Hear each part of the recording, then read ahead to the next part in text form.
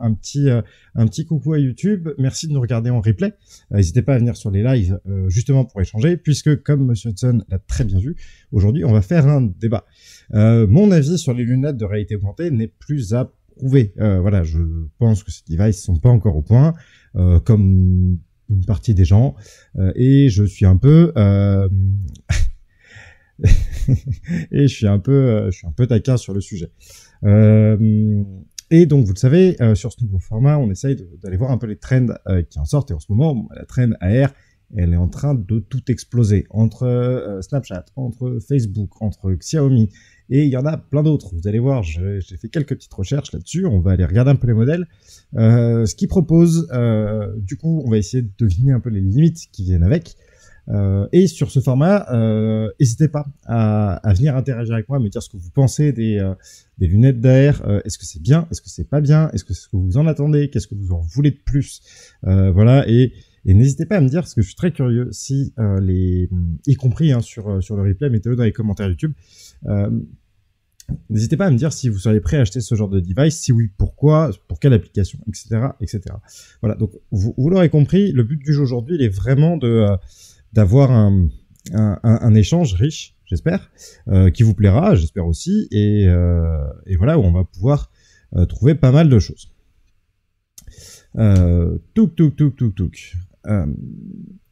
Donc n'hésitez pas, hein, voilà, à me parler pour essayer de faire un truc un peu vivant. Ça va être cool.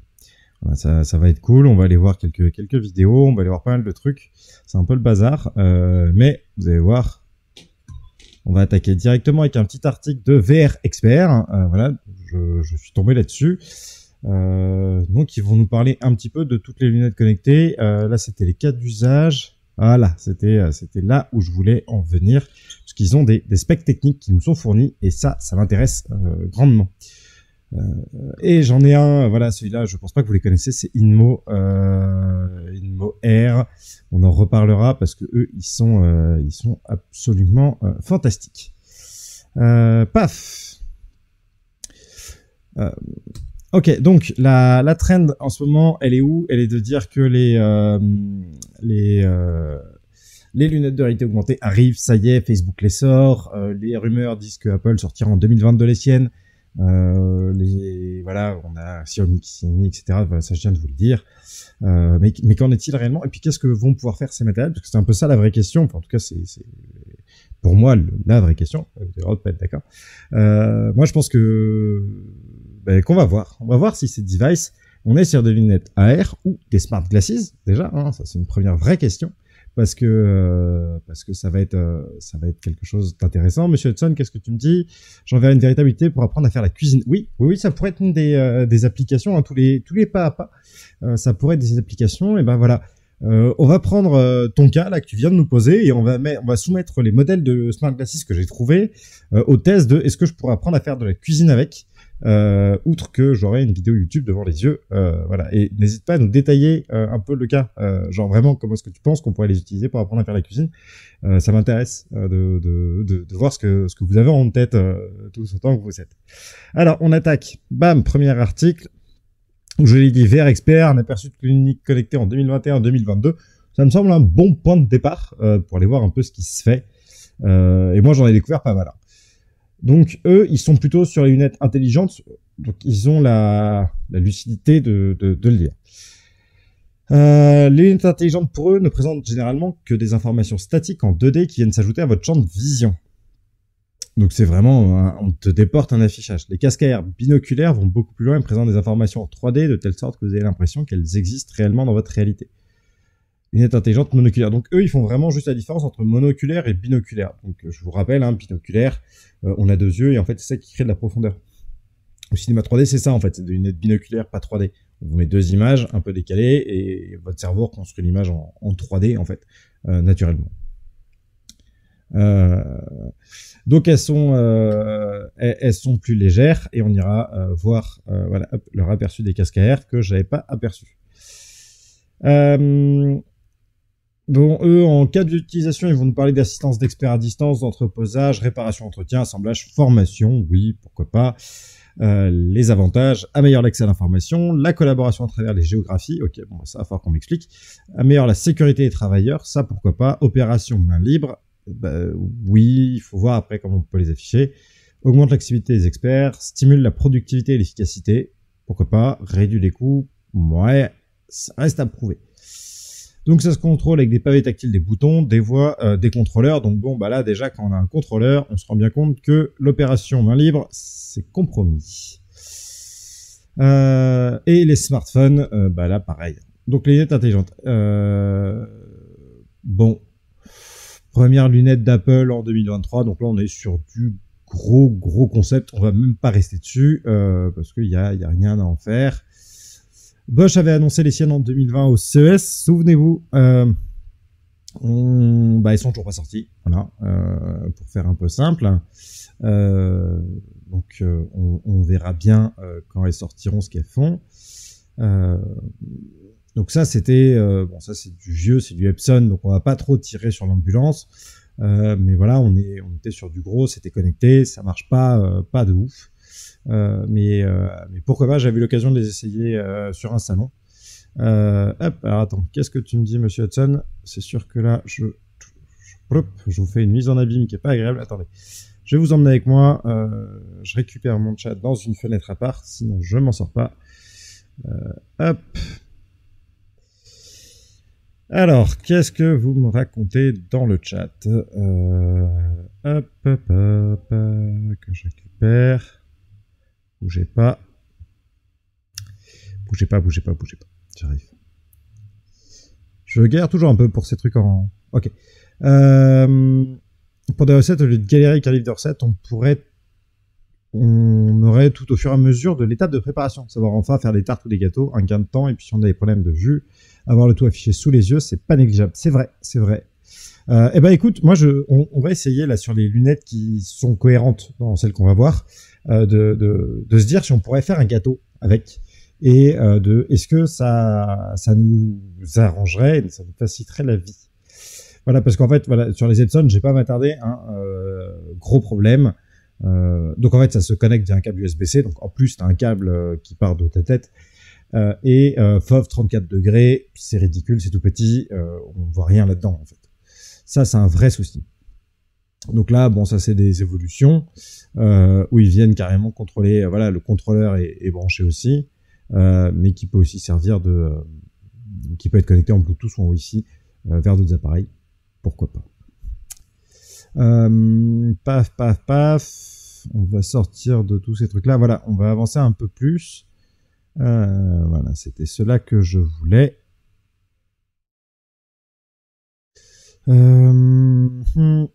Ok, donc là on arrive sur du matos professionnel. Donc là on a l'élément qui permet de contrôler les lunettes, donc pas de voix, pas d'éléments. Dispose de batteries remplaçables à chaud, ça c'est intéressant dans les domaines pro. Enfin, de toute façon, vous voyez bien qu'ils ont arrêté le grand public, ils sont partis sur du professionnel, sur des casques, donc plutôt du chantier. Ce qui permettrait pas forcément d'avoir un truc assez efficace pour faire cette opération de cuisine. Le vrai problème, en fait, il reste là, c'est que le FOV, il bouge pas. Vous avez 4 heures d'autonomie, donc ça pourquoi pas, 960 par 640 pixels, c'est petit, mais après tout, on pourrait se poser la question de pourquoi pas. Puisque quand vous avez un FOV tout petit, si vous avez peu de pixels, bah c'est pas très grave, parce que en fait, vous pouvez avoir une grande densité de pixels. En fait, l'intérêt, dans les lunettes d'AR, il faudra surtout qu'on se concentre sur la densité de pixels affichés, plus que la qualité générale du nombre de pixels qu'on va avoir. Sinon, ça fonctionne pas. C'est le FOV cataracte, bah non, alors oui. En fait, si tu veux alors attends, je vais vous trouver ça, hop, vite fait. Champ de vision, hop, est-ce que j'ai dans les images, est-ce que je vous en trouve une rapido pour vous expliquer ça? Parfait, voilà, c'est ça que je cherchais. Hop, et ça je voudrais en grand ouvrir l'image. Ok, donc en fait ta vision naturelle, elle est entre 200 et 220. Voilà. Donc en fait, si tu prends ton doigt comme ça, si tu veux faire le test, tu caches un œil, et en fait tu pars d'ici, tu vas voir jusqu'ici, moi je le vois à peu près jusque là. Tu peux faire ça pour avoir ton angle de vision ici. Et ensuite tu fais la même chose dans l'autre sens, et tu regardes quand est-ce qu'il disparaît. Moi il disparaît quelque part par là. Là je le vois plus. Par contre s'il bouge comme ça, je l'aperçois. Je le distingue pas, mais je vois quelque chose. Et en fait, il faut savoir que votre vision, elle est découpée en plein de trucs. Vous avez d'abord la vision monoculaire, donc là, c'est celle qui correspond au moment où je cache ici. Voilà, ma vision monoculaire, où seul mon œil qui est caché voit et commence ici. Et en fait, ça, c'est la vision basée sur le mouvement, ce qu'on appelle la vision périphérique. Vous voyez pas grand-chose, c'est très flou. Par contre, si quelque chose passe, c'est là que ça vous attire la tête pour aller regarder. Vous avez ensuite tout ce qu'on appelle la vision binoculaire. Donc là, c'est vraiment ce qu'on voit des deux yeux. C'est 110, 120 degrés. C'est pour ça que les casques de VR aujourd'hui sont plutôt à 120 degrés, même si on pourrait faire plus, comme le Pimax favori de Zazel. Mais en tout cas, la vision binoculaire, qu'est-ce que ça vous permet de faire? Ça vous permet d'avoir une vision des deux yeux et donc du relief. En fait, c'est à ce moment-là qu'on distingue le plus facilement le relief. Je dis pas que si vous avez un œil fermé, vous voyez pas en relief. C'est ce que je veux dire. Ce que je veux dire, c'est que votre vision, vos deux yeux, fonctionnent bien pour voir de la profondeur. Et en fait, c'est le fait d'en avoir deux qui fait que vous voyez en profondeur, efficacement. Ensuite, dans les 60 degrés d'angle devant nous, on voit les couleurs. Et que c'est très contre-intuitif. Et en fait, c'est juste que votre cerveau comble le reste. Parce qu'en fait, votre œil va capter les informations tout le temps. Mais en fait, vous êtes capable de dire quelles sont les couleurs dans les 60 degrés devant vous. Quand vous arrivez dans 40 degrés, vous savez reconnaître des symboles, des lettres, des chiffres, des étoiles, tout ce que vous voulez. Et vous êtes capable de lire dans un cône de 20 degrés. Et la vision la plus nette, elle est dans 3 degrés d'angle devant vous. Voilà. Donc, en gros, si on est sur des lunettes avec un champ de vision de 20 degrés, le seul truc qu'on peut faire dedans, c'est lire des choses. Vous n'avez pas une vision d'ensemble. Et en soi, on pourrait se dire que c'est quelque chose qui n'est pas grave. On pourrait dire que c'est quelque chose qui n'est pas grave parce que, en fait, ce qu'on va afficher dans la lunette, on veut juste le lire. Voilà, avoir un truc de la vision périphérique, on s'en fout parce qu'on ne verra jamais à part à tourner les yeux. Oui, mais le problème de ce raisonnement-là, et c'est un peu le raisonnement qui est appliqué par beaucoup de constructeurs, et c'est pour ça que Microsoft augmente le champ de vision de ses HoloLens, ils ont commencé à 20 degrés comme tout le monde, c'est que quand vous allez chercher à avoir des grands ensembles, vous allez perdre de la cohérence. J'avais une vidéo sous la main à vous montrer sur le sujet. Où est-ce que je l'ai vu Techscape. Ah, j'ai taffé, j'en ai partout là des vidéos. Ça, je l'ai gardé pour la fin. Ça, je veux pas. Quoi? Rien, recharge. Bah, tant pis. Est-ce que c'était eux? Non, là-dedans, il n'y avait rien.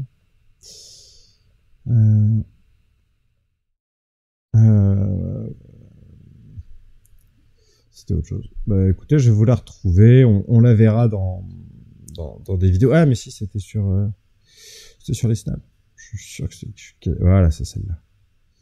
C'est celle-là. Alive and communicating. I love. As an. Ok, voilà. On reviendra un peu en détail dessus après. En fait, le problème, et on va le voir dans toutes les vidéos qu'on va regarder ensemble là. Alors, je vais juste vérifier que vous avez bien le son du bureau. Donc, comme ça, vous allez avoir le son de la vidéo. Enfin, de toute façon, là, je vais le couper. En fait, vous voyez bien, voilà, 20 degrés, ça va vous donner un truc comme ça. Donc, en fait, ça, c'est ce qu'on veut vous faire croire que vous allez voir. C'est ça qu'on veut vous faire voir à la fin. Sauf que dans la vraie vie, c'est ça que vous allez voir. Votre hologramme, il est tout petit et il est coupé. Parce que, en fait, vu qu'on n'est pas capable de projeter sur l'intégrité de votre champ de vision, vous allez voir le bord. C'est exactement le même problème qu'on a très couramment quand on porte des lunettes. C'est-à-dire que moi, je vois le bord de mes lunettes. Et pourtant, j'ai des lunettes qui sont assez grandes. Bon, là, elles sont en plus dégueulasses, donc je vois rien. Mais en soi, si je porte des lunettes, je vais voir que je peux voir le bord de mes lunettes. Et vous verrez que moi, les miennes sont quand même assez fines en termes de bord. Et ben en fait, je vois le bord et je vois une zone de flou autour. Vous allez avoir exactement le même effet en VR, en AR, parce que aujourd'hui, le champ de vision est trop petit. Et ça vient vous bloquer votre vision, en fait. Et donc, vous allez avoir quelque chose que vous n'allez pas pouvoir percevoir dans son ensemble. Pour apprécier une œuvre artistique, c'est pénible. Mais mettons qu'on s'en passe. Si vous êtes en train de faire de la formation incendie, si la moitié de l'incendie s'arrête dans votre champ de vision, vous n'allez pas y croire. Et en fait, on va pas avoir l'immersion. On viendra un peu sur les impacts en fait qu'ont ça par rapport au reste des choses. Mais des lentilles, ouais, je sais, j'en mettais et puis j'en mets plus pour différentes raisons. Mais c'est pas grave. Alors, la Google Glass, donc ça, on est sur du ultra vieux. Après, ils ont sorti une version 2 qui n'existe qu'en entreprise, donc là vous le voyez en 2017. Le truc est resté très confidentiel. C'est pour avoir une paire, vous pouvez pas l'acheter. Il faut demander à Google de bien vouloir vous la vendre, et en fait vous devez leur soumettre un projet qui utilise les Google Glass parce qu'ils font juste de la R&D. Google, en fait, on a assez peu d'informations. Ils ont du 2-3 heures de batterie, de batterie, donc ça c'est pas énorme. Et vous avez un petit affichage. Et en fait, les Google Glass, eux, ils vous permettent de faire deux choses. C'est filmer ce que vous faites et afficher dans un petit écran en haut de votre vision. Moi, je trouve que ça, c'est pas si bête. Dans le sens où ils savent qu'ils vont pas être capables d'avoir une information permanente devant les yeux. Donc en fait, ce qu'ils font, c'est qu'ils vont vous demander de lever un peu le regard pour aller choper votre écran et choper l'information. Autre avantage, vous avez quelque chose de pas très intrusif, parce qu'on va en discuter après les implications de ce que ça fait que d'avoir des lunettes qui vous couvrent tout votre champ de vision et qui vont vous afficher de l'information partout, notamment en termes d'intrusion sur les applications. Imaginez avoir des notifications Facebook toute la journée, ou des SMS, ou des mails, ou enfin ce que vous voulez, qui pop en fait dans votre champ de vision en permanence. On se posera la question de ce que ça fait par rapport à une smartwatch, par exemple, qui vous fait la même chose mais au poignet. Donc voilà, en tout cas, Google Glass, c'est une des lunettes qui existe. Donc vous avez vu, hein, j'en ai shoté pas mal. Alors Aria, on va en parler rapido, mais il n'y a pas vraiment de choses à en dire. Epson a fait pas mal de trucs dans le domaine du pro, en tout cas. Après, il n'y a rien de très développé. Aria, c'est même pas un prototype de casque à air, en fait. Aria, c'est un projet pour voir comment se comportent des capteurs en pleine lumière à l'extérieur. Il n'y a aucune intelligence sur les verres. Il y a un peu de pilotage à la voix de mémoire, mais le but du jeu était de voir surtout comment les capteurs captent l'information et le renvoient sur un serveur. Donc on va pas trop en parler. Google Glass, très confidentiel. Enterprise Edition 2, bon voilà, ça je vous en ai parlé. Pareil, on va pas trop en parler, même s'il n'y a pas vraiment besoin. Enfin, vous verrez que voilà, le seul truc qu'ils ont fait, c'est qu'ils ont enlevé les verres qu'il y avait dedans et ils ont gagné un peu en puissance. L'Iris-Stick est une entreprise belge qui développe des lunettes intelligentes pour l'industrie. Donc, on est encore dans un cas d'explication pro, sorti en 2021. Moi, j'ai toujours pas eu l'occasion de les essayer. Je les avais vus passer à une époque, mais je me suis pas trop attardé sur la question. Zoom d'un côté, l'écran de l'autre et la double caméra 7,4 pixels au milieu. L'Iris-Stick H1 est l'une des lunettes intelligentes les plus équilibrées du marché. Donc on peut changer l'écran en fonction de notre œil préféré, ça c'est intéressant, a été clairement conçu pour le milieu industriel car elle est compatible avec les EPI. EPI, casque, équipement de protection individuelle, casque, gants, chaussures de sécurité, masque, etc. Résistant aux chutes, ok. Compatible avec des commandes vocales, un pavé tactile, très bien. Évidemment dans un environnement brillant, donc dans l'industrie, la commande vocale ça marche pas bien, ça c'est pas très étonnant. Là on est vraiment pour faire de l'accompagnement à la prise de photos avec cet élément là. Je suis pas sûr qu'il y ait d'affichage là-dedans, donc je me demande un peu pourquoi on fait ce genre de choses, mais après tout pourquoi pas. En tout cas ce qui est sûr, c'est que par rapport à notre problématique de je veux faire des ça va vibrer les oreilles, de faire des gâteaux facilement dans sa cuisine, ça on est bien d'accord que ça ne résoudra pas le problème. Vous pourrez faire des zooms et des photos sur vos gâteaux, mais ça vous dit pas comment les faire. Realware, entreprise américaine fondée en 2015, j'en ai entendu parler. Un ordinateur tablette de classe Android portable monté sur la tête. Ok, c'est audacieux. Donc on va aller voir la dernière en date. Hop, celle-là. Donc celle-ci, secteur industriel et l'autre. Allez, on a un. Secteur industriel. Écran monoculaire, donc un écran, contrôle à la voix. Également dans les lieux de travail brillants, je serais curieux de le voir. Pour l'expertise à distance des employés, voilà. En fait, ça, c'est typiquement des systèmes qui vont vous permettre de faire de l'aide à distance. C'est-à-dire que avec ce genre de truc, si on reprend l'exemple du gâteau, vous êtes en train de faire la cuisine, vous allumez vos lunettes et vous avez un chef pâtissier X qui se connecte et qui te dit non, là, il faut que tu battes tes œufs en neige 5 secondes de plus, là, il faudrait que tu mettes du sucre, là, tu es en train de faire brûler ton plat, etc. En fonction de ce que tu regardes. Toujours pareil. Donc voilà, là on est sur du robuste, ça c'est pour effectivement l'industrie. Bon, Toshiba, donc ils ont fait ce truc-là, expertise à distance, pareil. Qu'est-ce que ça fait? Elles sont livrées. Peuvent également être contrôlées avec des boutons, une commande vocale. Windows 10, c'est intuitif par les employés. Donc il doit y avoir un écran derrière. Peut être utilisé, doit être connecté. Ah voilà, donc ça, faut les connecter carrément à un PC. Pourquoi pas? Vuzix, là on rentre dans des choses qu'on connaît un peu mieux. Donc ils avaient lancé un casque FX1 qui pouvait lire des vidéos 3D stéréoscopiques à 360. Très bien. Se concentre sur les entreprises, donc ils sont tous sur l'entreprise.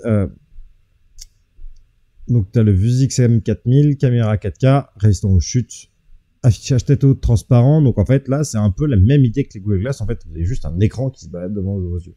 Donc il n'y a rien de spatialisé. En fait, ce qu'il faut bien comprendre, c'est qu'à chaque fois qu'on a un écran comme ça, il n'y a rien de spatialisé. En tout cas pas là. Le but du jeu c'est plutôt d'afficher la direction du vent, la température, la météo.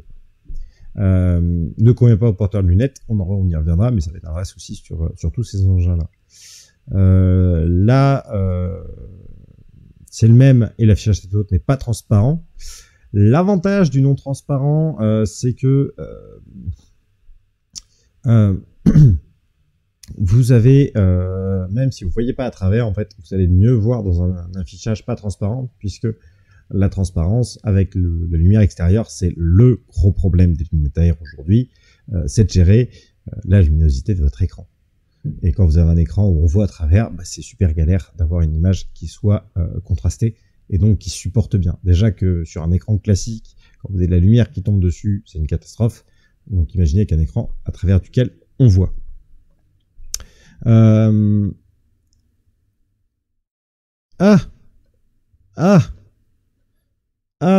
faute de quart. La faute de quart. Je vous ai pas fait la transition, je suis désolé. Je suis désolé. Fais de la politique, camarade. Pas tout de suite. Je vais déjà réussir à faire ce que je fais dans mon entreprise. Et puis après, on verra pour la suite. Est-ce que là, vous voyez bien, du coup...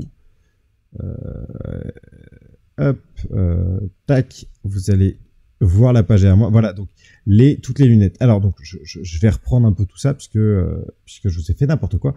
Donc ça c'est les lunettes Epson. On est sur des systèmes un peu anciens. Voilà, à chaque fois ils sont contrôlés un contrôleur et le contrôleur, c'est ce que je vous expliquais, vous permet de relayer sur d'autres écrans derrière si nécessaire. Mais au moins ils embarquent leur puissance de calcul. En même temps, vu la taille du serre-tête, c'est mieux.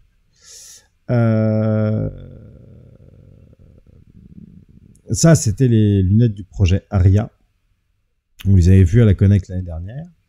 Là, vous avez les Google Glass première du nom et les Google Glass deuxième du nom. Ici, voilà, ça c'était l'aéristique. L'aéristique, c'est, vous vous souvenez, je vous ai dit, il n'y a pas d'écran. En fait, vous avez un écran qui est ici une caméra avec un zoom, et c'est fait pour être fixé sur un casque par cette prise-là. Ça fait lunettes d'horloger. Ouais, ça fait tout à fait lunettes d'horloger. Sauf que non, c'est ça fait lunettes d'horloger. Donc celles-là, elles font vraiment que de la photo, de la vidéo. Voilà, le but du jeu, il est de montrer ce que tu vois à un expert pour que lui te dise à l'oreille ce qu'il faut faire. Voilà, ça c'est des évolutions, mais en fait à chaque fois on est toujours sur les mêmes concepts pour l'instant. Donc vous voyez une grosse caméra ici, un écran déporté ici, et en fait vous allez streamer de la vidéo. Voilà, par exemple pour faire des vies ma vie, ce genre de choses. Et surtout le côté à la DBZ. C'est exactement ça, on dirait les lunettes de Vegeta. Mais en fait c'est un peu ça. En vrai c'est un très bon exemple, James. Parce que si vous allez voir, typiquement, voilà, je vais reprendre celle-là. C'est un look à la DBZ, mais en fait, ça fait à peu près la même chose que dans DBZ. C'est-à-dire que sur votre écran, vous allez avoir une image qui est fixe. Vous allez avoir une image avec des objets non traqués et qui va vous donner potentiellement une information. C'est tout. Il n'y a pas de spatialité avec ces lunettes-là. C'est ça qu'il faut bien comprendre. Quand on parle de tous ces produits-là, faites attention, c'est pas des lunettes d'AR, c'est plutôt de la smartwatch. Voilà. Et Toshiba, on arrive sur ces systèmes-là, mais c'est un peu la même chose en fait. Donc il y a pas vraiment de grosse évolution. Donc voilà, je revenais aux lunettes Vuzix, les M4000 avec le transparent. Donc là vraiment à la DBZ pour le coup. Et ici l'écran opaque qui est la gamme du dessous, avec l'avantage sur les opaques, c'est ce que je vous disais, que quand même l'image est plus claire. Et ça, c'est intéressant. Désolé pour le petit cafouillage sur les affichages. La Vuzix Blade sur le marché en 2020. Sur le marché des affaires, les lunettes disposent d'un écran transparent monoculaire sur lequel peuvent s'afficher des informations et des notifications concises. Donc en fait, là, on déporte un écran. On ne spatialise pas cette info. C'est-à-dire que sur votre lunette apparaît des notifications. C'est tout. La caméra peut enregistrer en Full HD. Là, le pavé tactile, vous le voyez, il est bien là. Commande vocale, toujours implanté sur ce genre de choses. Par contre, voilà. Et c'est là où on commence à voir les limites. C'est exactement celle-là. On commence à voir les limites, elles sont là. La Vuzix Blade doit être connectée à un smartphone afin d'utiliser les fonctions intelligentes des lunettes. Et ça, c'est pénible. Vraiment, parce que ça va vous dire que vous êtes connecté, donc vous allez défoncer la batterie de votre téléphone. Donc ça, c'est un peu gênant quand même. Smartphone requis. On va passer là-dessus. Ok, donc là, il parle du marché de la réalité augmentée, alors qu'on est plutôt sur tout ce qu'on a vu sur la Smart Glasses, puisqu'en fait, on a assez peu d'informations, ou alors elle reste très 2D, elle n'est pas spatialisée, et c'est un problème. Donc ça, vraiment, réalité augmentée, pas vraiment. C'est Smart Glasses. On va faire la même chose que ce que vous faites sur un PC ou sur un téléphone, sauf qu'on vous affiche l'écran devant les yeux.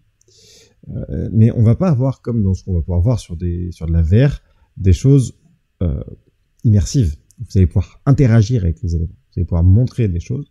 Vous allez pouvoir afficher des choses. Vous n'allez pas pouvoir interagir avec. Et ça, c'est plutôt, à mon sens, un souci. Donc, qu'est-ce qu'il nous raconte? Donc, ça a fait un grand pas en 2021. Oui, non. De nombreux nouveaux produits ont été lancés et de toutes nouvelles entreprises ont vu le jour aux côtés d'entreprises existantes. Cela permet une concurrence vivifiante et donne un nouvel élan au marché des casques AR. Même si des versions grand public arrivent de plus en plus sur le marché, la majorité des casques AR sont encore axés sur les entreprises. En fonction des cas d'utilisation importants dans votre entreprise, différents appareils entreront en ligne de compte. Et ben voilà. Après, ils disent venez chercher le conseil chez nous. Très bien, on ira pour des Smart Glasses, du coup, pas des casques AR. Alors là, celui-ci, je viens de le voir. Réalité augmentée, donc ils nous refont le même. Très bien. Donc là, c'est vraiment les casques de réalité augmentée. Alors, qu'est-ce qu'on a? Donc ça, c'est un casque qui a été commercialisé en 2016 par Canon, doté d'un écran à résolution HD, de 4 caméras, 2 pour enregistrer les images et 2 pour suivre la localisation de l'utilisateur. Donc là, on commence à récupérer de la spatialité. C'est intéressant. Selon Canon, ce dispositif peut réduire le coût et le temps de production d'un prototype. FOV 40 degrés. Donc ça, c'est petit, puis on est quand même sur un système qui commence à être conséquent. Voilà, faut quand même pouvoir le porter sur la tête, ça doit être lourd, et vous avez vraiment, là pour le coup en plus, elle est occultante. C'est-à-dire que je serais curieux de les essayer et de voir en fait comment est-ce qu'on voit à travers là. Est-ce que c'est des écrans sur lesquels s'affichent les caméras, ou est-ce que c'est en 6 roues avec des lentilles? Et dans ce cas-là, si vous avez un truc comme ça sur la tête, vous voyez 40 degrés. Donc si je reprends là avec ce casque-là, imaginez, je mets ce casque-là sur ma tête pour faire le gâteau de Monsieur Hudson. Je vais mettre ce casque. Je vais avoir toute ma vision sur les côtés qui est bouffée. Je vais garder ma vision périphérique. Par contre, j'ai un champ de 40 degrés. Si on va ressortir mon petit diagramme de tout à l'heure, celui-là, on prend les 40 degrés, ok, on est dans la reconnaissance des symboles. Très bien. Sauf que 40 degrés. Si maintenant je regarde, hop, je regarde mon plan de travail. Ok, très bien, paf, paf. Je cherche, on va faire une tarte aux pommes. J'espère que t'aimes la tarte aux pommes, monsieur Hudson. On va prendre des pommes et je les installe devant moi. Puis là, il faut que je chope un couteau. Sauf que le couteau, imaginons que j'ai posé les pommes là. Le couteau, je l'ai posé quelque part par là, ce qui est pas déconnant, hein, tu vois, quand tu vas cuisiner, t'as un espace devant toi, un peu à droite, un peu à gauche, puis un peu derrière. Puis si vous êtes bordélique, il y en a partout. Mais voilà, il y en a quand même un peu partout, de toute façon, autour de vous. Ça fait que, si j'ai mes 40 degrés qui sont là, et que j'ai posé mon couteau là, je ne vois pas le couteau. C'est-à-dire que, pour pouvoir chercher des éléments, il faut que je tourne la tête. Et en plus de ça, si jamais je dois chercher un truc que j'ai pas prévu parce que je l'ai oublié, disons que j'ai oublié de prendre de la farine et que je l'ai posé n'importe où et que je sais plus où je l'ai mis, grosso modo, je vais enlever le casque pour pouvoir tourner. Sinon, je vais pouvoir faire un scan de la pièce 40 degrés par 40 degrés, ce qui va être super pénible et super long. C'est bien une pomme qui a grandi. Non oui. Vous êtes magnifique. Vous êtes magnifique, le chat. C'est génial. Ok. Donc, 40 degrés. Compliqué sur un FOV comme ça. Par exemple, c'était un peu plus petit sur les HoloLens 1. Et je pense qu'ils vont en parler un petit peu en dessous. Sauf que c'était en 6 roues. Donc, écran au travers duquel on voit. Donc, l'angle de vue n'a pas le même impact que dans ce cas-là. En fait. On verra juste après. Là, 70 degrés, on commence à atteindre quelque chose de quasi convenable. On est quand même 50 degrés en dessous du premier casque de réalité virtuelle du marché. Hein, voilà. Et ça vaut 70 000 €. Donc un écran binoculaire de réalité mixte qui permet d'utiliser des modèles 3D dans le monde physique. Ok. Donc je comprends pas comment il fonctionne. Je pense que c'est du 6 roues quand même, hein, parce que je serais étonné. Ouais, si, c'est du 6 roues. 2021, donc ça c'est les nouvelles, et il n'y a pas d'image. On va quand même lire le descriptif. Au prix de 32 000 €. Vous voyez mon écran, hein, ce coup-ci. Ouais, que je fasse pas une connerie. Genre pas encore quand même. Paf, on va lire le descriptif. Net Canon M-Reel S1 arriveront sur le marché en 2021. Que aux professionnels, d'accord. Écran binoculaire de réalité mixte qui permet de visualiser des modèles 3D dans le monde physique. Elles sont livrées avec un ordinateur et un support pour le matériel et les logiciels. Bon, ok, pourquoi pas. Donc les Lenovo, donc ça moi c'est des lunettes que j'ai essayé pour le coup, et j'ai essayé celles-ci, ouais, les A6. Donc les A6, c'est du marché pro, ça se connecte à un petit boîtier avec le câble rouge là sur le côté ici où il y a marqué Lenovo. Ça se connecte à un petit boîtier, le boîtier calcule et je crois que la batterie, ou c'est la batterie, j'ai un trou de mémoire. J'ai vraiment un trou de mémoire. Après elles sont hand-trackées. Donc ça c'est quand même assez pratique et je ne l'ai pas vu sur les modèles d'avant. Voilà, sur les Canon, on sait pas bien, par exemple, comment est-ce qu'elles étaient utilisées. Donc, je sais pas bien. Voilà.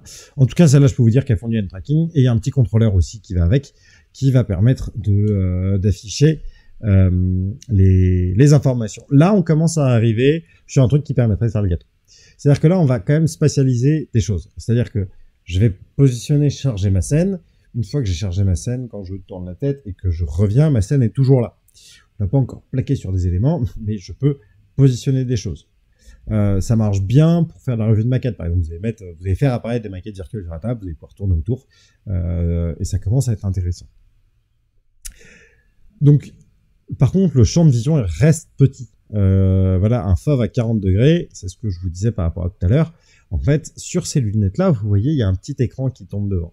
Donc, eux, ils ont mis ce verre-là pour 2 raisons. D'une part, ils vont protéger vos lunettes avec. Ça évite de prendre des pains, vu que c'est destiné plutôt à un environnement industriel, des copeaux, des choses comme ça, ça pourrait arriver. Donc, ils s'en prémunissent grâce à cet écran-là. Et il est opaque. En fait, pour pouvoir faciliter, pour pouvoir diminuer l'impact de la lumière sur les lunettes. Moi, je les ai testés en intérieur et pour le coup, déjà en intérieur, sans trop. Enfin, c'était un jour un peu gris, on n'avait pas beaucoup de fenêtres et on avait juste la lumière du plafond. Le contraste de l'image n'était pas ouf, mais ça marchait plutôt pas mal. Alors, le Magic Leap One marché 2018 pour 2000 €, utilisé par les consommateurs, bah non. Là, pour le coup, Magic Leap, ils sont quand même assez peu vendus, ils ont assez peu livré. Toute l'équipe directrice de Magic Leap, ceux qui ont fait le Magic Leap One, se sont fait virer. Et ils ont repris des gens, ils ont relevé 2 milliards d'euros. C'est incroyable, je ne comprends pas comment fonctionne cette entreprise, enfin qui accepte de les payer. Ils ont des sacrés commerciaux. Après, la batterie tombait tout de suite. Voilà, grand champ de vision de 50 degrés. Non, il est pas grand, il est tout petit et c'est bien le souci du truc. Les lunettes ont un écran binoculaire de ont un large champ de vision et peuvent être contrôlés avec les contrôleurs. Voilà. Et par contre, en plus de ça, là, tes mains sont prises. Donc là, typiquement, avec des Magic Leap, tu fais pas la tarte aux pommes parce qu'en fait, t'as les mains qui sont prises, donc t'es coincé.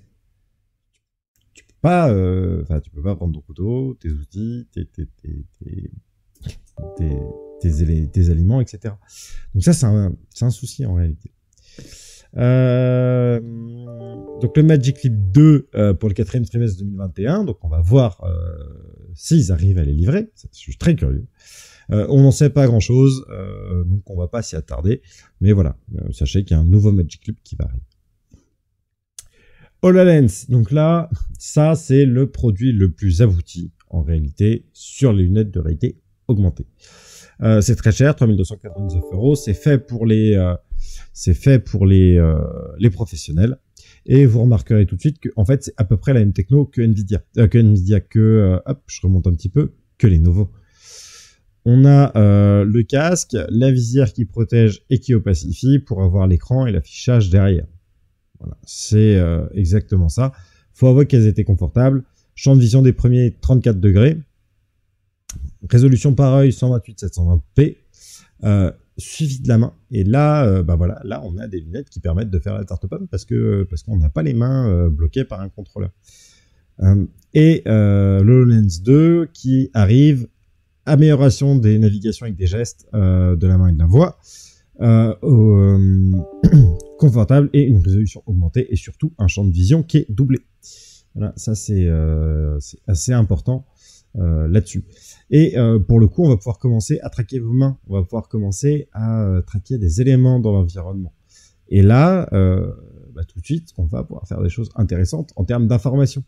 Si on reprend l'exemple de tout à l'heure de Monsieur Hudson et de sa tarte aux pommes, je vais pouvoir te mettre dans un coin de ta vision. Alors, dans un coin, 52 degrés, on reste, vous vous souvenez, c'est vraiment le central.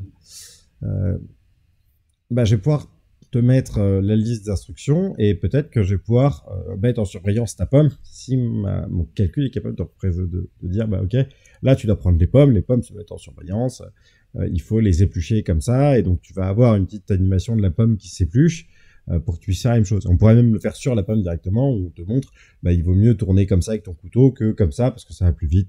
Je sais pas quand on peut imaginer ce genre de choses. Nreal, les Nreal Lite. Donc elles sont arrivées en 2020, donc il y a déjà un an, sur le marché du grand public. Le but de ce truc, donc ça vaut 800 € en Allemagne et en Espagne, c'est pas commercialisé chez nous, mais si vous voulez l'acheter, vous pouvez. Ça se connecte à un smartphone Android, soit à une unité de calcul incluse. Elle peut projeter des objets 3D dans le monde réel et est particulièrement intéressant pour les consommateurs en raison de son faible prix. Sa légèreté rend également l'appareil confortable à porter pendant une longue période. Ok, FOV 52, c'est comme les autres. Ça se contrôle avec un contrôleur et un smartphone. Donc là, vous pouvez juste afficher l'information. Ça va pas suivre vos mains. Une Snapdragon 845, c'est ce que vous retrouvez dans pas mal de smartphones. Vous pourrez poser la question à Mathieu de rester connecté, s'il connaît bien sur tous ces matériels-là. Donc voilà. Donc là, on peut afficher des choses. Le problème, c'est qu'après, il va falloir des contenus à afficher. Ça se veut grand public. On arrive dans les form facteurs intéressants. Je dirais que ça reste filaire, mais j'ai pour le coup jamais eu l'occasion de les essayer. Ça, c'est l'Enterprise Edition de ce truc-là. Donc tout de suite, on a des looks un peu étranges. Ça devrait être publié en 2021. On n'a pas eu de nouvelles depuis. Donc on se rend compte que là, sur tous ces trucs-là, on n'est que sur des gros noms, à quelque chose près, hormis Magic Leap, mais qui a du mal à livrer ce qu'il a promis. Mais on n'est que sur des très gros industriels pour ce qu'on pourrait considérer dans les lunettes d'AR, c'est-à-dire des choses où on arrive en gros à ça, ce qui n'est pas vrai parce que avec des HoloLens, vous voyez pas cet écartement-là entre vos mains. L'hologramme, vous en voyez la moitié. D'ailleurs, on va en reparler de ça et des capacités de modéliser des trucs que personne ne voit jamais. Ça, c'est la magie du marketing sur l'AR, c'est qu'on vous montre des choses que personne ne voit. Ok, mais donc là, on vient quand même de se dire un truc assez simple, c'est que tous les grands constructeurs bossent dessus et n'arrivent pas à résoudre le problème. C'est-à-dire que y a deux soucis qui viennent du même endroit, c'est la lentille de votre lunette de réalité augmentée. En fait, ce qu'il faut bien se dire, c'est que la réalité augmentée aujourd'hui est un paradoxe technologique absolument incroyable. C'est-à-dire qu'en réalité augmentée, on a tous les contenus. On a les filtres Snapchat, on a Google Earth, les affichages tête haute dans les bagnoles qui vous permettent de mettre votre GPS. On va avoir Lens de Google, on va avoir avec la traduction automatique des éléments. On va avoir des jeux comme Minecraft en AR, on va avoir Pokémon Go, même si la partie AR de Pokémon Go est la moins utilisée. Mais on a tous les contenus. Les transférer sur une paire de lunettes, c'est pas très compliqué. Il y aura un peu de dev, mais pas grand-chose, ça va le faire. Par contre, on n'a pas le périphérique. Et en fait, le périphérique, le vrai problème, c'est les lentilles. On n'arrive pas à faire soit des choses suffisamment grandes pour prendre votre champ de vision avec un form factor qui doit rester une paire de lunettes. Donc en gros, grosso modo, on arrivera sur un champ de vision, je sais pas combien est mon champ de vision dans une paire de lunettes, mais je dirais quand même 110 degrés, quelque chose près, au moins mes deux yeux, et que c'est ma vision périphérique qui est floue. Mais c'est pas grave, parce que la vision périphérique est de toute façon floue. Mais il faudrait au moins qu'on ait cet élément-là. Première chose, on n'a pas cet élément-là dans les lunettes. Vous l'avez vu, tous les champs de vision sont à max 50 degrés sur ces dispositifs. Premier problème, le champ de vision des lunettes. Parce que si vous êtes sur un écran opaque, imaginez votre Quest, on vous enlève 50 degrés de vision dans le Quest, vous allez péter un plomb. Ou votre casque de réalité virtuelle préféré. Voilà, ça c'était juste pour qu'on ait la valise Oculus à la fin du mois. Mais voilà, dans votre casque de réalité virtuelle, imaginez qu'on vous coupe 50 degrés de champ. Donc en fait, vous le diminuez par 2. En fait, ce que vous voyez dans le casque, vous l'enlevez de 2. Et vous le centrez sur le centre. C'est pas, on prend un peu de chaque côté. C'est vraiment tout ce qui est sur les bords, crac, on resserre. Donc vous allez vite voir quel est le souci. Et l'autre problème, c'est que idéalement, la réalité augmentée, dans ce qu'on en rêve, on voit à travers. On voit à travers l'écran. Et ça, c'est compliqué. Parce que garder une image qui va avoir du contraste, garder une image qui a de la couleur, garder une image qui va avoir de la tangibilité, parce qu'on va vouloir tourner autour. Salut Lord, garder une image qui a du contraste et de la couleur, c'est super compliqué. Parce que, en fait, si vous regardez comment fonctionne un écran aujourd'hui, c'est des pixels qui projettent une lumière. Là, vous pouvez pas mettre une LED, par exemple, sur un écran OLED, sur des LED, et les LED s'affichent à différentes couleurs et vont créer la couleur globale de l'image. Vous pouvez pas faire ça parce que la LED, vous voyez pas à travers. Donc là, on va en fait projeter sur un écran avec des systèmes de retour. Vous allez avoir des choses qui passent dans les filtres, vous allez avoir des courants électriques qui passent dans les écrans pour faire bouger des cristaux, etc. pour vous créer une image. Mais tout ça est très compliqué. Et c'est très compliqué à rendre plus grand. Sans déformation d'image et en gardant une tangibilité. Voilà. C'est pour ça qu'on arrive à ce paradigme technologique. Aujourd'hui, tout le monde bosse sur des lentilles. Parce que c'est ça le nerf de la guerre. Ça va être celui qui sort la paire de lentilles qui fait que ça fonctionne. Et ça, c'est pas encore gagné du tout. Voilà. Donc ça, c'était pour une première petite passe. Et là, maintenant, on peut commencer à regarder dans les choses un peu moins spécialisées. Et on va voir un peu ce qu'il y a. Alors, vous inquiétez pas, je vous ai pas oublié, c'est juste que j'allais dans l'article quelque part pour aller choper ce truc-là. Donc là-dedans,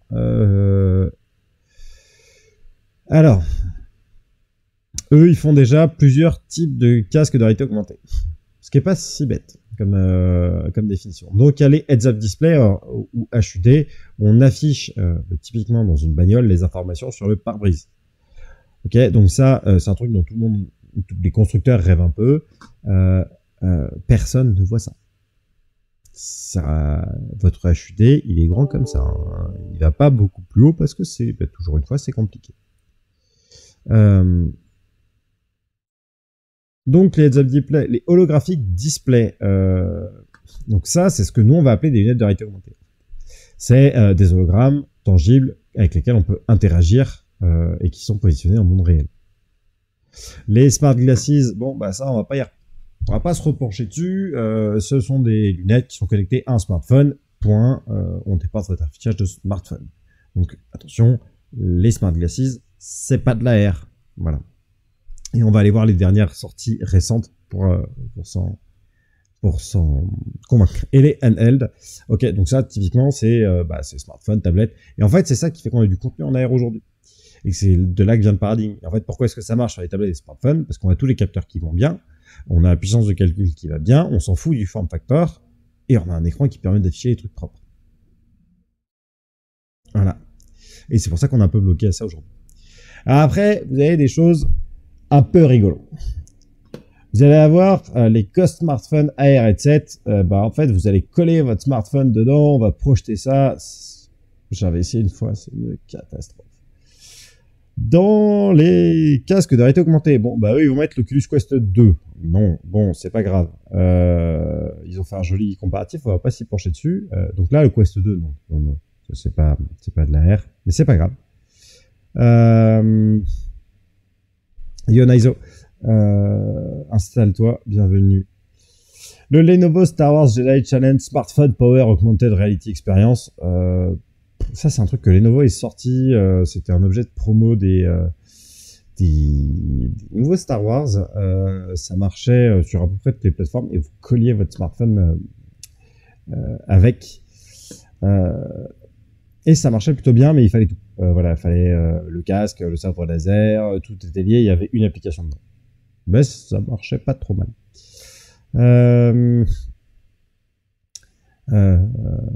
Et en fait, on mettait son casque, puis cette histoire de projection. Là, qu'est-ce qu'ils veulent faire avec un truc pareil? J'ai vu ça, j'ai un peu rigolé. C'est du cardboard 360 pour faire de la, c'est du cardboard pour faire de la R. Déjà qu'en VR ça marche pas bien, mais alors en R, je serais curieux de voir le résultat. Encore que je suis pas sympa, parce que les collègues de Hype TV ont fait il y a une ligue e-sport qui se bat en AR, qui se base là-dessus, et en réalité ça marche plutôt pas mal. En fait, on utilise votre smartphone. C'est des smartphones, vous avez un smartphone à la main et vous avez un smartphone sur le visage dans un cardboard et vous allez pouvoir voir les projectiles que vous lance l'autre équipe. En fait, le smartphone qui est là va calculer les mouvements du bras pour que vous puissiez charger, décharger et tirer. Et le smartphone devant vous affiche. Donc ça, en soi, mais on reste, en gros, on déporte l'écran devant les yeux et ça fonctionne plus ou moins bien. Donc le Lens 2, on en a parlé. Juste, voilà, pour quand même, est-ce qu'ils ont des images de présentation? Non. Voilà. Ok. Vous vous souvenez quand j'ai dit que le marketing en AR, c'était quand même audacieux? Ok, donc la moto existe. Personne ne voit les différents éléments qui sont affichés dessus. Voilà, le chirurgien ne voit pas le corps en entier, ce n'est pas possible. Il ne voit pas les mains des deux côtés parce qu'il n'a pas autant de champ de vision. Voilà. On ne peut pas voir à la fois et le corps et le truc. Parce que votre champ de vision, il est de 50 degrés. Pareil, cet arbre dans l'amphithéâtre, personne ne l'a jamais vu. C'est joli, c'est exactement ça auquel on veut atteindre en réalité augmentée, mais ça n'existe pas aujourd'hui. Hop, donc les Magic Clip One, bon, ça, les Pseudo-Moverio, on en a parlé. Les Google Glass Enterprise Edition 2, on en a parlé. Raptor AR headset, alors ça, c'est un truc que j'ai un peu découvert. Je ne savais pas que ça existait. Ils ont 43 degrés de field of view. On projette sur les lentilles directement de l'information. On peut se connecter en Wi-Fi, en Bluetooth. Ok. Ça monitore ton rythme cardiaque, ta vitesse. Ça te permet de partager des itinéraires. Et c'est fait vraiment pour les sportifs, voilà, pour partager des informations sur ce qu'ils sont en train de faire, pour avoir des informations sur des trajets si vous êtes en vélo, etc. 8 heures de vue, ça c'est pas mal. 8 heures voilà. 8 heures d'autonomie, ça c'est quand même pas mal.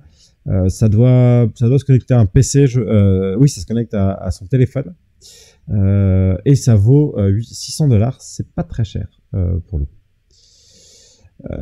Third Eye, donc eux, on ne les a pas encore vus. 42 degrés. Le problème, ça va être des 42 degrés, contrairement à là, où vous avez quand même votre champ de vision. Ici, avec les énormes branches de côté, vous voyez rien. Donc 42 degrés, vous êtes vraiment coincé dedans, ce qui devrait être assez vite désagréable.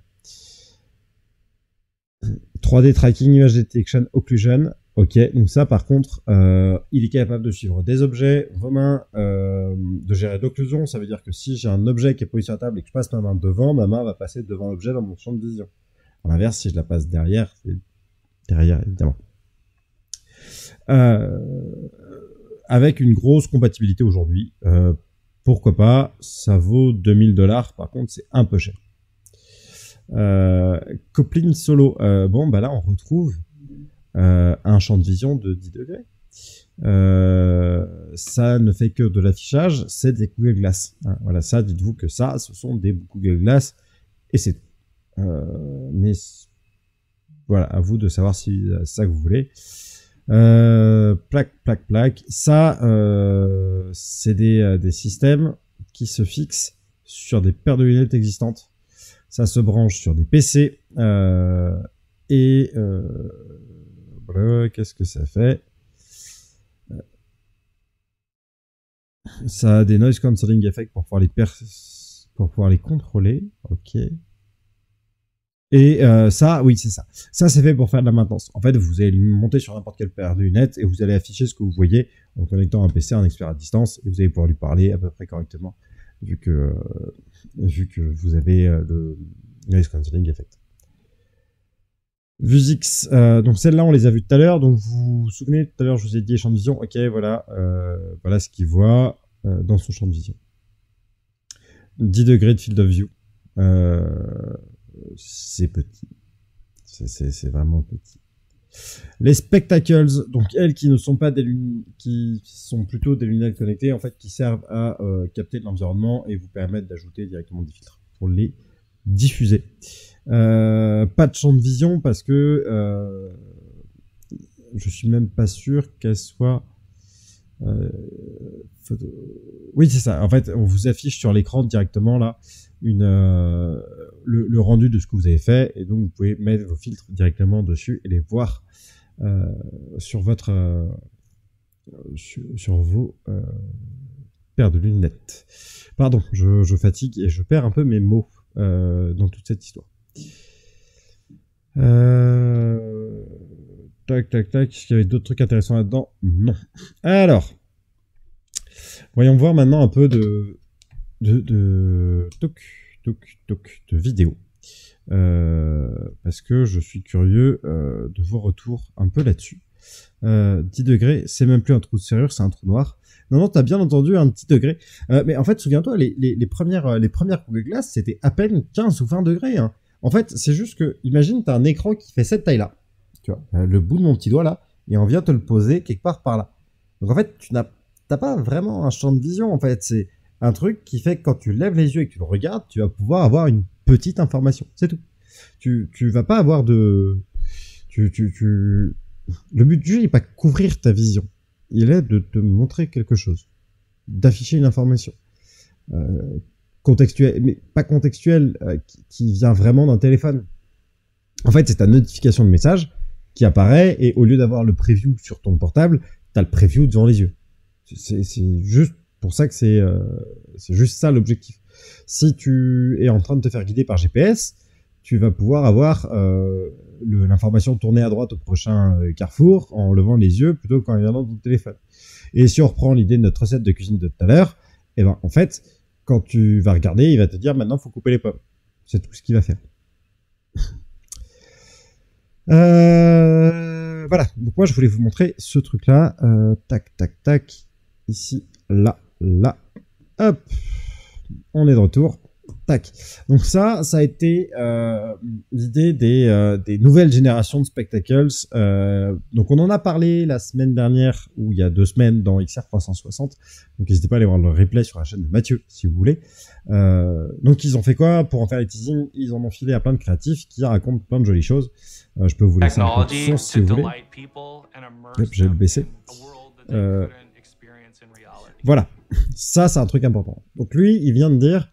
moi, ce qui me plaît avec la R, c'est de pouvoir créer un monde que les gens ne peuvent pas expérimenter dans la vraie vie. Et c'est d'enchanter la vraie vie avec des éléments du vrai monde. Je trouve l'idée incroyable. Et je pense que c'est les applications culturelles en AR vont faire pas mal de choses très intéressantes. Mais, voilà le rendu. Et vous voyez tout à l'heure, quand je vous ai dit, les images et les contrastes sont pas bons. Il n'y a pas de tangibilité. Et vous allez voir à quoi lui pensait, parce qu'ils l'ont refait. Enfin, le filtre existe, donc il a été conçu en 3D à un moment, et voilà. Sachant que vous remarquerez que là, derrière, on est en coucher de soleil. On n'est pas sur du pleine lumière, pleine balle. Voilà, là, on est dans des conditions de luminosité idéales pour ce genre de contenu. Donc ça, c'est ce que vous voyez dans la vraie vie. Ça, c'est ce qu'il a voulu faire.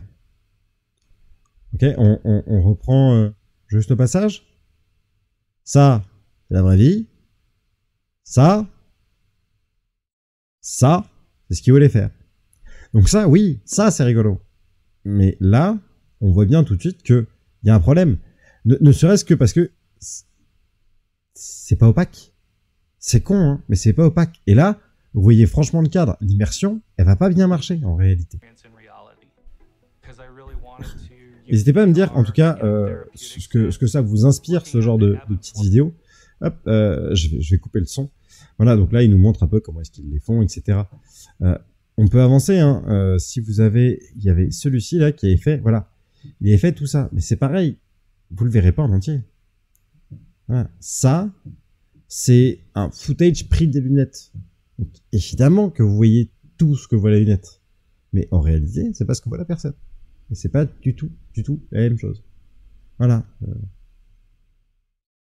Il y a pas mal de choses qui n'apparaissent pas, en fait, au complet dans ces lunettes. Après, ce qui est intéressant, c'est que ce sont des vraies lunettes d'AR.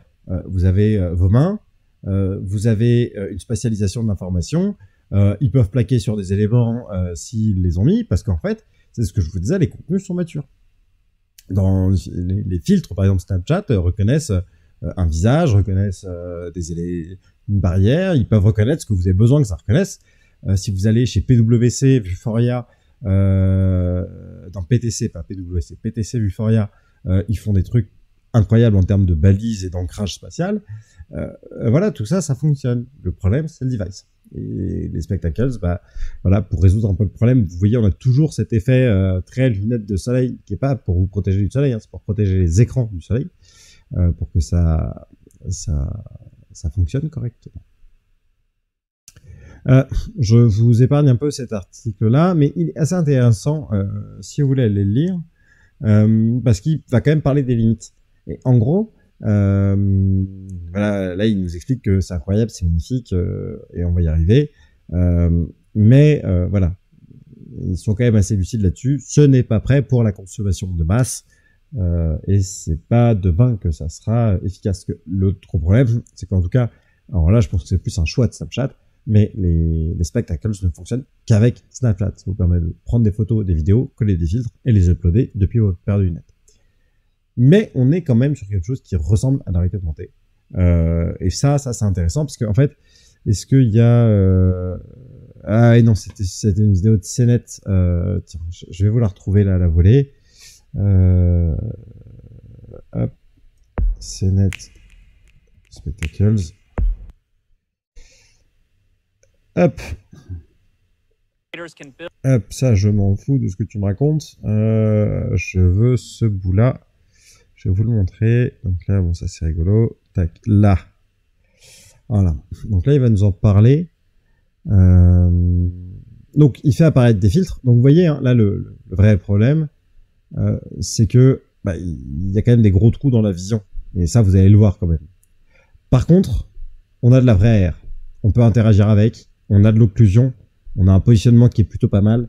Vraiment, c'est plutôt un produit... Enfin, vous voyez bien que la brique techno soft pour faire fonctionner tout ça, elle fonctionne très bien. Le vrai problème, c'est cet affichage. Donc déjà, il va vous créer une opacité dans la vision. Mais bon, allez, ça, on va tolérer. Mais il est petit. Et là, vous allez bien le voir avec le chien qui va être assez problématique. Le chien, dans la vraie vie, là, vous le voyez. Si vous jouez avec votre chien, quand vous lancez un truc, vous le voyez et vous le voyez pas arriver au tout dernier moment dedans. Et en fait, c'est ça qui va casser un peu les immersions. C'est que l'idée est bonne, mais là, on est clairement pas au point là-dessus. Je vais vous épargner, parce que c'était des informations que moi j'ai récupérées, et on va rentrer un peu dans des choses plus... Comment dire, underground. Voilà, les First True AR Glasses. Ça, je me suis amusé à le taper sur le web et j'en ai vu ressortir quelques-uns des... ça devient intéressant en pratique. Ouais, je pense... 5... Aujourd'hui, le marché dit à peu près 5 ans pour qu'on arrive à quelque chose d'exploitable et de stable. Et je vous montrerai je vous laisserai un petit court-métrage après et on en discutera derrière. Tac. Donc là, les product specs de PhotonLens. Donc ça, c'est une startup. Je sais, voilà, c'est des Londoniens qui ont fait ça en 2020. Donc le gaming system, donc ils sont avec des contrôleurs et sont des smart glass connectés à tout ce truc-là pour des trous AR glasses. On repasse. Mais c'est pas grave. Et là, eux, c'est un peu mes chouchous. C'est Inmo Air. Donc, World's Lightest True AR Glasses. Donc, ils nous expliquent que, ok, ça y est. Je vous coupe le son parce que là, c'est pas dingue. On va aller se regarder la vidéo de présentation du produit. Donc, ils ont explosé le goal du funding. Donc, on lance sa paire de lunettes. Et après, on va pouvoir accéder à quelques informations qui sont les mêmes que celles que vous avez sur votre téléphone.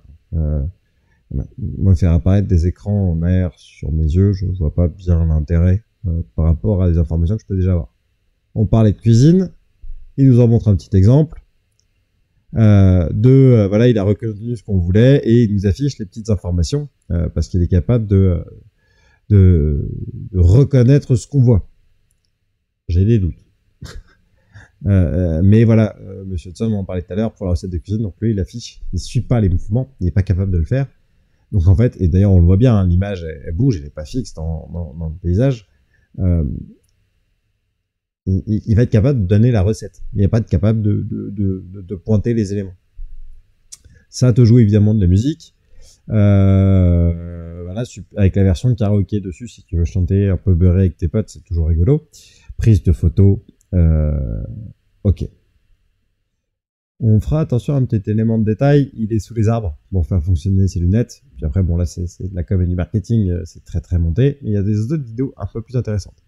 Une application smartphone. Donc là, l'écran, on se demande comment il le voit. Une application smartphone pour piloter l'ensemble. Donc, hormis la prise de vidéo et de photos, tout le reste, en fait, c'est de l'info qui vient du smartphone. Elles ne sont pas connectées. Voilà pour cette vidéo-là. Ok, très bien. Eux, ils en sont au concept. Ils ont une démo fonctionnelle, mais production, shipping, ils en sont encore assez loin. Ce helmet-là, ça c'est une version de test des HoloLens. Ça, je sais pas ce que c'est, ça doit être à eux. Et donc ça, c'est l'Integrated AR, tout dedans, incroyable. En fait, vu qu'ils ont déporté les puissances de calcul dans le téléphone, bah oui, c'est vachement plus facile. 76 grammes, on arrive sur du portable. Android 10, speaker, AR recognition. Alors ça, on est curieux. Intéressant, ça ils y ont pensé quand même. C'est qu'on peut y mettre des corrections sur les verres parce que oui, si on porte des lunettes et qu'on met des lunettes de réalité augmentée, si ça c'est pas pris en compte, bah c'est mort, ça marchera pas. Bon, ça c'est tous les gens qui les back. Ok, on peut faire des photos et vidéos. Donc pour la navigation, c'est ce que je vous disais. Donc là en fait, il te dit que depuis que t'es parti, tu as fait tant de dénivelé d'altitude et où est le nord par rapport à toi. puisqu'il se base sur le GPS de ton téléphone. Et que tu peux tourner à droite dans 24 pieds, et 24 pieds, c'est parce que il se base sur le GPS de ton téléphone.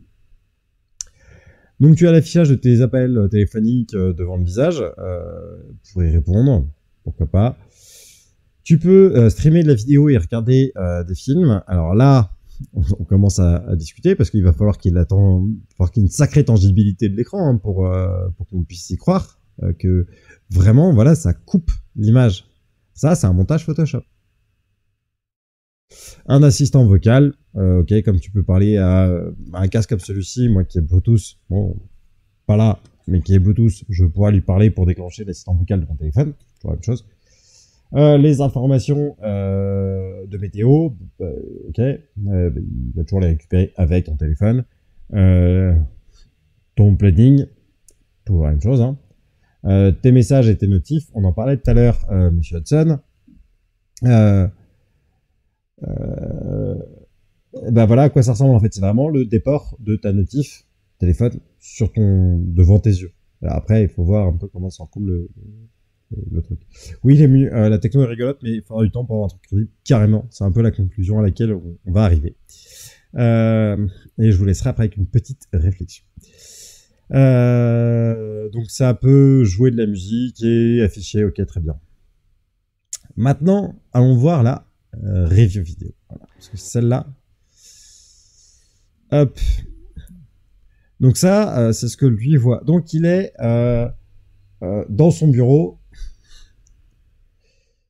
Il est dans son bureau, donc il contrôle parfaitement la lumière. Et vous voyez que déjà, hop, tac.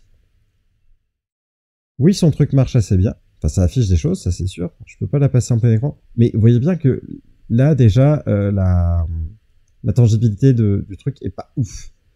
Et la visibilité est pas dingue non plus. Alors, je vais aller chercher la démonstration. Ça va être encore plus parlant. Ah, tac. Toi, tu te tais. Parce qu'il y a un moment, là, ils vont sortir. Je les ai regardés au complet, celle-là. C'est ça, tac, tac, tac, tac, tac, tac, tac. J'arrive. Voilà. Alors. Qu'elle aimait ces vidéos. Donc là, ils essaient de filmer l'écran. Salut VirtualGo. J'ai pas la définition de l'AR, mais est-ce qu'on peut réellement appeler un écran transparent sans interaction AR? Bah non, on peut pas. Alors, on peut quand on est commercial. Ça, c'est sûr. Mais quand on fait, quand on se pose la question véritablement, c'est là où on va commencer à faire la différence en fait. D'un côté, on va avoir ce qu'on appelle les smart glasses. La smart glasses, c'est comme ta smartwatch, exactement la même chose. C'est-à-dire que les infos que tu aurais sur ta smartwatch, qui t'appelle, est-ce que tu as reçu un message, un prévu du message, ta météo, ton planeur, hein, tu les as au poignet au lieu d'avoir à sortir ton téléphone. Et ben sur des smart glasses, on va te les mettre devant les yeux, basta. Là-dedans, tu rentres toute la catégorie Google Glass, tu rentres là les derniers trucs qu'on vient de voir, tu rentres pas les spectacles, mais tu vas rentrer une ou deux autres. Là, celle qu'on a regardée au tout début, vraiment au tout début de l'émission. Voilà, ça c'est de la smart glass. Quand on ne peut parler de réalité augmentée que quand les objets commencent à être spatialisés. Les spectacles, par exemple, vont permettre d'afficher les objets spatialisés puisque les filtres se positionnent. On a vu l'image du chien où le mec qui tend la main et quand il tend la main, le papillon vient se poser sur la main. En fait, il est capable de redonner ce qu'est une main et donc il vient l'animation fait que on va venir se poser dessus. Donc en fait, sur du CIDOF, on est sur du CIDOF en fait. Et là, on va pouvoir commencer à parler de réalité augmentée. Là, on va pouvoir commencer à manipuler les objets, on va pouvoir commencer à interagir avec des informations. Et là, on commence à avoir un gain qui est conséquent par rapport à ce qu'on est censé faire. Et ça, c'est intéressant. Donc, on peut pas vraiment parler d'AR pour juste un écran transparent. En fait, l'écran transparent est un prérequis à l'AR. C'est un prérequis à l'AR. Non. L'écran transparent, c'est un prérequis à l'idéal de l'AR. L'AR, ça commence quand, dans le monde réel, je peux positionner des éléments et je peux interagir avec. Voilà. Ok. Bon, ouais, cool. On est sur la même base. Donc je vais continuer d'avancer un petit peu. Hop. Je repasse ici et voilà. On va retourner voir un peu ça. Donc là, ils essaient de nous montrer. Donc ils sont en train de filmer à travers les lunettes. Donc on voit bien que l'écran est là, ici là, et donc que la lentille de l'appareil photo, il doit être bien en face. Donc il nous montre que ce truc-là, ça tourne. Toujours au passage, on regarde que là, on voit pas grand-chose sur les lectures. et on est en intérieur, en lumière contrôlée. Et là où on commence vraiment à se prendre la gueule, donc là, il nous en montre quelques-uns, bon, on s'en fout un peu. Toujours. Voilà, là, on va essayer dehors, et là, on va avoir une image du dehors. Voilà. Dehors, de nuit. Et vous voyez comment il galère à nous afficher le truc? Parce qu'en fait, le champ de vision est petit. Et c'est tout. Donc en fait, on a une image fixe. Ok. Mais ça reste petit, ça fonctionne. Là, là, voilà. Hop, vous allez voir le problème tout de suite, il est ici. L'illustration du problème dont je vous parlais. Vous voyez, là, il marche. Et il y a un moment, il va passer juste devant la lumière. Je vais essayer de vous faire pause. Il faut que je sois réactif. Paf, là. Vous voyez là, ici. Vous voyez comment l'hologramme finit par ne plus fonctionner? Là, c'est une lumière artificielle qui est loin. Si vous êtes en plein soleil, vous ne verrez plus rien sur vos écrans. Parce qu'en fait, là, vous voyez bien la différence entre l'affichage ici, par exemple, qui est plus dans l'ombre, et l'affichage ici, qui est complètement brûlé. Et ça, c'est un souci. Et en fait, faites attention à toutes ces marques. Eux, ils vous annoncent des prix à 2713 HKD. Je ne sais pas ce que c'est. Ça vaut 300 €. Il faut quand même se dire que si des gros comme Microsoft, Apple, Facebook ne sont pas capables de sortir aujourd'hui des prototypes, enfin des éléments mass market convaincants, il y a une raison. Et c'est pas une startup qui débarque sur un Kickstarter qui va y arriver. Parce qu'en fait, les enjeux économiques sont si gros, que si une startup se pointe, ils seront rachetés très cher, très cher par tous les fabricants derrière. Aujourd'hui, Microsoft a signé un contrat de 20 milliards de dollars avec l'armée américaine, c'était il y a quelques mois, pour équiper l'armée américaine en lunettes de réalité augmentée. Autant vous dire que si Microsoft offre un concurrent crédible qui débarque sur un Kickstarter, ils vont débarquer, ils vont proposer 4, 5, 7, 9, 10, 12 milliards à cette entreprise jusqu'à ce que les mecs signent. Et ils préféreront signer, et c'est Microsoft qui sortira le truc, plutôt que de prendre le risque d'aller au bout, parce qu'en fait, le problème, c'est que il faut produire les lunettes. Il faut les concevoir, tout ça. Imaginons que, ok, vous levez tous les billets en conception, vous avez le meilleur produit du monde. Il faut les produire. C'est compliqué. C'est très compliqué. Il faut les marketer. Il faut les vendre. Il faut créer un écosystème d'applications autour. Et il faut que ça soit adapté par le mass market. Et il vous faut les canaux de vente. Et il vous faut encore un paquet d'autres trucs auxquels je pense pas là.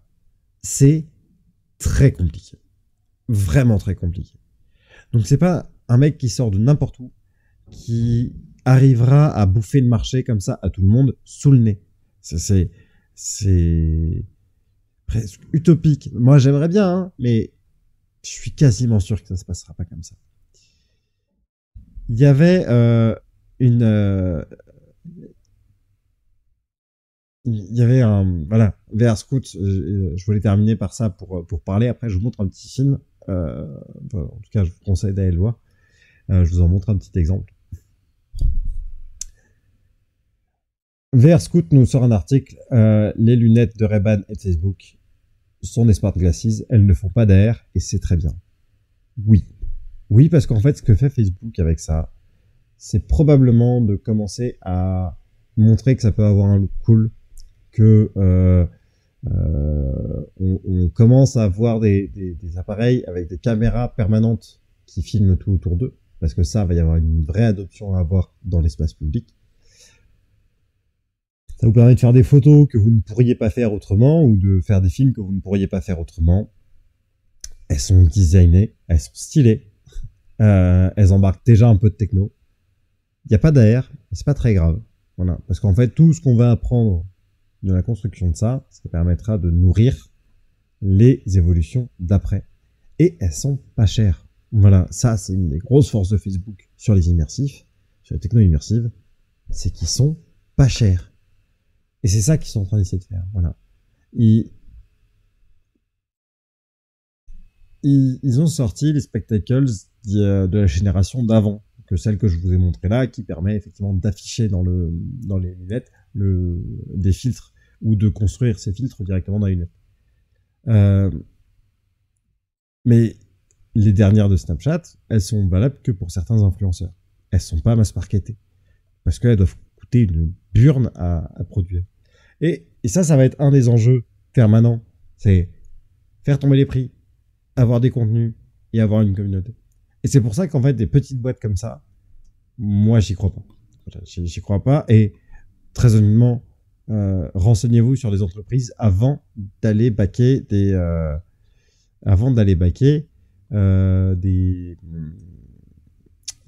Kickstarter. Même s'il y a des super idées, même si voilà, il faut que les mecs soient un minimum solides pour qu'on soit capable d'arriver au bout, en fait, et d'avoir des gens qui vont livrer le produit. Ça a été un des gros problèmes j'ai un trou de mémoire. Les Magic Clip. Les Magic Clip, ça a été, ils en ont vendu sur c'était Kickstarter, je crois. Bah, ils en ont vendu, en tout cas. Et ils n'arrivaient pas à les livrer parce qu'ils n'arrivaient pas à les produire correctement. Parce que c'est un métier, en fait, de produire des trucs. Moi, ça fait partie de mon ancien métier. Voilà, il y a un paquet de problèmes qui viennent avec. Il faut les anticiper, des chaînes logistiques, des temps d'approvisionnement, trouver les bons partenaires qui vont être capables de produire les différents éléments. Enfin, c'est pas évident, en réalité. Et c'est pas grave, mais ça s'apprend. Donc voilà. Faites attention aux mecs qui sortent de nulle part et qui vous promettent des merveilles. C'est pas aussi simple que ça. Souvent, on reste sur de la smart glasses et pas de la lunette à air. Et la vraie lunette à air ne devrait pas arriver, y compris selon des gens comme Tim Cook ou Zuckerberg et les dirigeants de la division Facebook Creative Labs, que d'ici 3 à 5 ans. Voilà. Donc aujourd'hui, on s'active, tout le monde s'énerve. Il y a eu Xiaomi qui a sorti un truc. Okay, tout le monde se dit, waouh, ça y est, c'est une lunette à air. Non, on n'y est pas encore. Et c'est pas demain qu'on y sera.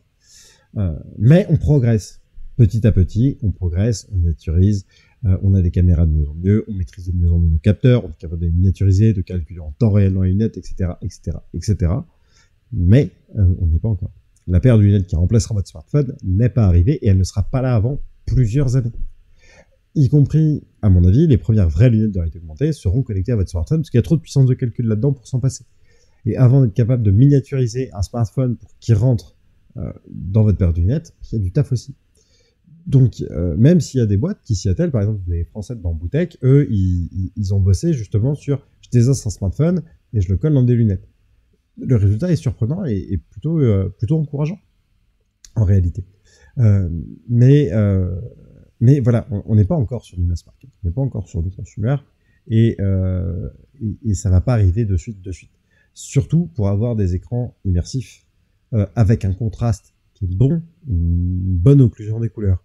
Parce que, souvenez-vous, là, sur le truc qu'on a vu de Inmo, où il te disait, vous pouvez regarder un film, vu la gueule des hologrammes dans la paire de lunettes, le film, ça va être regardable, pour de vrai, en plus. Au moins, sur un smartphone, même si l'écran est petit, vous avez un écran, donc on a une tangibilité de l'image. Elle a du grain, elle a du contraste, elle a de la profondeur, elle a des couleurs. Tout ça, vous les oubliez dans ces lunettes. Ça ne fonctionnera pas. Et du coup, pour moi, ça limite franchement la donne. Et donc, on est sur des jolis jouets qui sortiront pas avant plusieurs années. Et si vous regardez les courbes de maturité des technologies, les courbes de Gartner, la RA, elle est dans le fond du fond et elle n'est pas prête d'en sortir tout de suite. Mais voilà. Donc ça, c'était pour les lunettes de réalité augmentée. Je vous montre un dernier petit truc, puis après je vous laisse tranquille. Je vous en ai déjà parlé, et vraiment, allez voir ce truc. Hop, je vous le lance rapido, je vous repartage mon écran. Voilà. Ça, c'est hyper reality. Je vais vous mettre un peu de son. Je vérifie que ça vous pète pas les oreilles. Ok. Donc ça, c'est vraiment ce qu'on imagine sur des lunettes de réalité. C'est une vue d'artiste. Ah bah, attendez. Je fais n'importe quoi. J'ai baissé l'audio du bureau pour... Voilà. Voilà, donc ils ont imaginé justement à quoi pouvait ressembler un monde, alors plutôt issu des GAFAM, du coup, hein, sur la réalité augmentée. Donc on en voit qu'il y en a partout, énormément d'informations, et justement, eux, ils sont dans cette surcharge permanente. Ça dure 6 minutes, et ils vous montrent, voilà, vraiment à quoi ça ressemble derrière, et où est-ce que ça... quelles sont les dérives potentielles de ce genre de choses. Parce qu'en fait, il va falloir quand même se poser plusieurs questions sur ces systèmes-là. À la fin, il va falloir qu'on se pose la question de comment on utilise ces environnements. Comment est-ce qu'on utilise ces univers. Qui possède les données qui sont dedans? Qu'est-ce qu'on peut y faire? Qu'est-ce qu'on peut ne pas y faire? Est-ce qu'on y autorise la publicité? Est-ce que on y autorise? Comment est-ce qu'on traque ce qui y est fait? Là, par exemple, vous voyez, ils ont mis un système de points de personnes. Ça, c'est une bonne question parce qu'en fait, il y aura une quantité d'informations qui va transiter, qui sera juste gigantesque. Et la question de la surcharge de l'information dans les environnements va être importante. Parce que là, on a plein d'informations inutiles avec quelques informations utiles. Par exemple, vous voyez, il affiche là sur la route le fait que le feu va passer au rouge. Enfin, va passer du rouge au vert. Donc, dégager de la route parce que les gens arrivent. Voilà. Donc, il imagine plusieurs petites séquences comme ça où à quoi ça pourrait ressembler. Je vous spoil pas la fin parce que ça serait dommage. C'est 6 petites minutes. Là, on est quasiment déjà à la moitié. Donc voilà, allez voir ce truc. Ça sera toujours de bonne facture. Et je vous mets ça dans le chat pour que vous puissiez vous en rendre compte. Tac. Donc moi, j'arrive à peu près au bout de ce que je voulais vous raconter. Je sais que vous avez encore la petite musique dans le dos. Je vous la vire. Voilà, ça devrait être bon. Et là, vous l'avez pas non plus. Donc ça, c'est cool. Si vous n'avez pas de questions, moi je vais vous laisser là. Parce que j'ai fait à peu près le tour du sujet que je voulais aborder. En tout cas, ce soir, c'est VirtualGo qui nous a rejoint un moment dans le chat. Je crois que c'est lui qui prend le live tout à l'heure. Je vérifie ça tout de suite. C'est ça, il va nous faire du Rec Room. Donc il a déjà fait ça la semaine dernière et il va continuer cette semaine. Donc voilà. Salut VirtualGo. J'espère que j'ai pas dit de conneries par rapport à encore. Voilà, je savais que tu avais bien apprécié ton expérience sur Rec Room. Non, je sais pas. Plus que Nardi, tu penses sur VRChat? Ouais, je pense que c'est ça la question. Est-ce que tu peux faire plus de Rec Room que Nardi de VRChat? Et oui, et ça par contre, je pense que tu as une obligation VirtualGo. Il faut faire une tarte aux pommes à Monsieur Hudson, parce qu'il a quand même beaucoup entendu parler de tarte aux pommes aujourd'hui, qui devait lui être destinée, et on n'a quand même pas trouvé beaucoup de lunettes qui permettaient de le faire. Du coup, je suis un peu déçu. Mais voilà, pensez quand même dans un coin de la tête à merci VirtualGo, à faire en sorte de réfléchir aux enjeux des environnements immersifs, notamment de la réalité augmentée, qui vont quand même véhiculer beaucoup de données et qui vont être très présentes, parce qu'aujourd'hui, autant je vous disais que les écrans sont petits et que du coup ça fait pas de la réalité augmentée immersive, autant ça veut dire que les notifications ne vous assaillent pas encore. Quand elles vont couvrir l'intégralité de votre champ de vision, ça va être compliqué d'y échapper, à part enlever les lunettes. Sauf que si les lunettes deviennent votre téléphone, ça va devenir compliqué. Donc il y a une vraie question de qu'est-ce qu'on fait avec ces trucs-là, comment est-ce qu'on les déploie, quelles sont les limites, à qui appartiennent les données dedans, à qui appartiennent les environnements, les créations qui sont faites dans la réalité augmentée. Voilà, tout ça, c'est un champ qui va être énorme d'investigation et qui va commencer aussi par des réflexions personnelles. Vu que c'est pas encore là, posons-nous quand même la question des enjeux de tout ça.